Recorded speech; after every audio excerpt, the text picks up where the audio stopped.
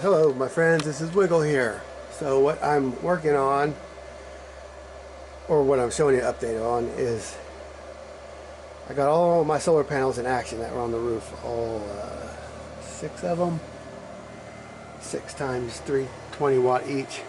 Got them wired 2 together just for the wires. This is number 8, so I just ran a number 8 from each 2 panels.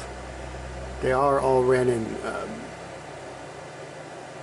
they're all in parallel, so it stays at 24 volts, 27.4 volts. PV's at 35 volts, that's a 24 volt system. 0.5 kilowatts. Now that's not great. 16.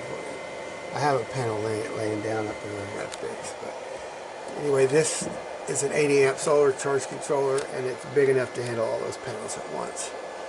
So there is no load coming off of this. It's just PV and a battery.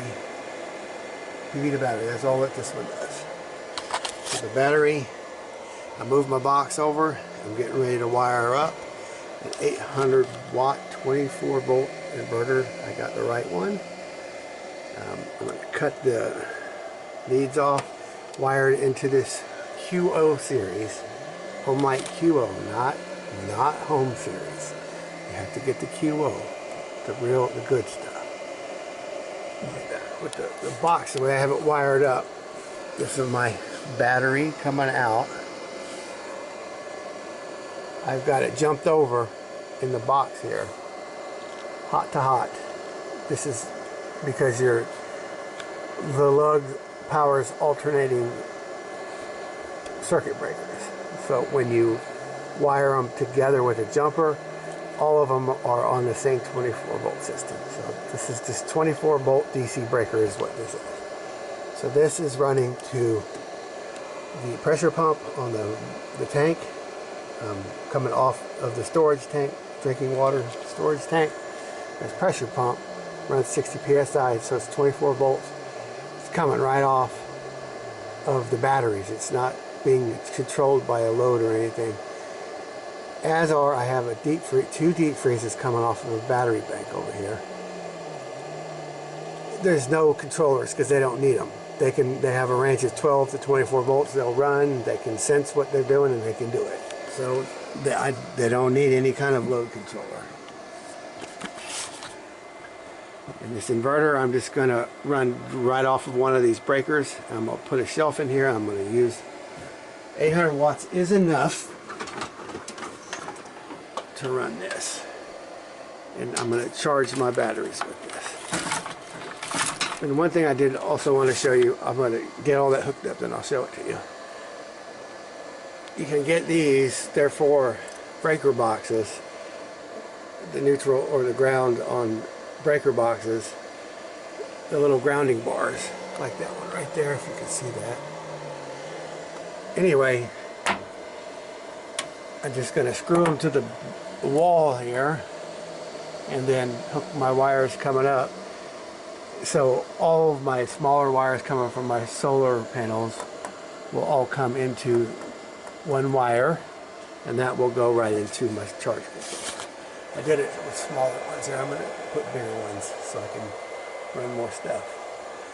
Now another thing I'm going to do, I have an odd panel, a 7th panel, and I really can't wire it into, it'll pull down all the whole string if I wire it through the controller here. So I'm going to put a second controller and go right into the battery bank with another solar controller.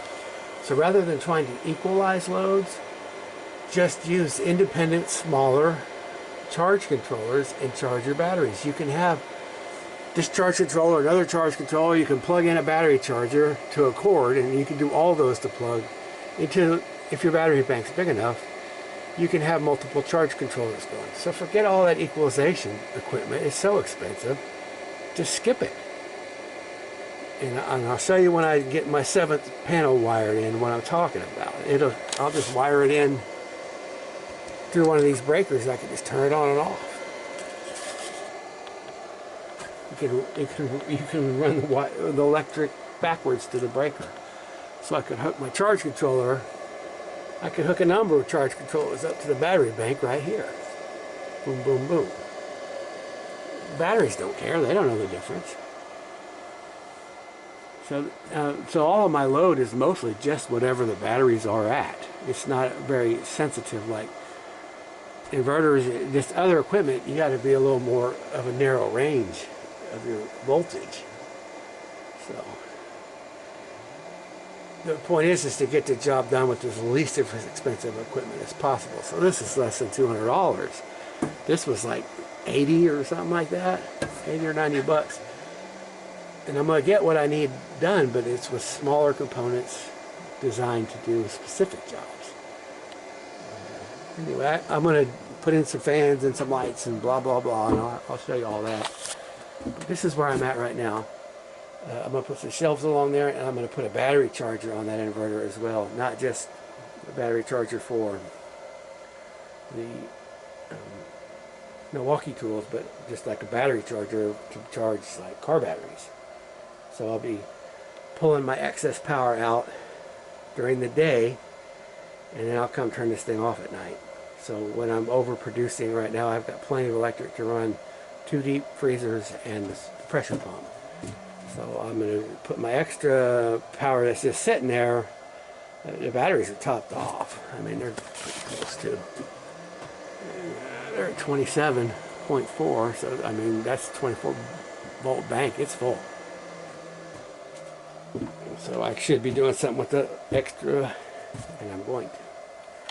So I think I'm repeating myself, so I'm sorry for that. So this is Wiggle Out. I'll update you more later on the solar.